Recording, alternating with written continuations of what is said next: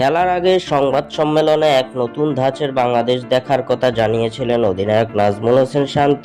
তবে কথার সাথে কাজের মিল রাখতে পারেননি। দেখা গেল সেই পুরনো ঢিলেঢালা বাংলাদেশ, যাদের না আছে চেষ্টা, না আছে সফলতা। ভারতের বিপক্ষে নিজেদের অজ্ঞতার আরো একবার প্রমাণ দিয়ে দিল বাংলাদেশ ক্রিকেট দল। টেস্টে নাস্তানাবুদ হওয়ার পর ভারতের বিপক্ষে 3 ম্যাচের টি-20 সিরিজের প্রথম ম্যাচে 7 উইকেটে লজ্জার হার দেখেছে বাংলাদেশ। গোয়ালিয়র ইন্টারন্যাশনাল ক্রিকেট স্টেডিয়ামে এদিন শুরুতে টসে জিতে বাংলাদেশকে ব্যাটিং এ পাঠায় ভারত। সূর্যা কুমারের নেতৃত্বাধীন ভারতের বোলিং এর সামনে যেন দুধের শিশু বনে গেলেন লিটন মাহমুদুল্লাহরা। দীর্ঘদিন পর জাতীয় দলে সুযোগ পেয়ে ব্যর্থ পারভেজ হোসেন ইমন।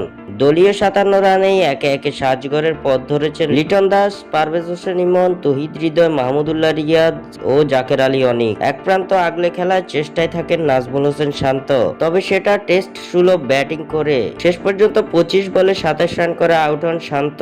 এরপর মেহেদী হাসান মিরাজের 32 বলে 35 রানের ইনিংসে ভর করে 19.5 ওভারে 127 রানে অল আউট হয়ে যায় বাংলাদেশ।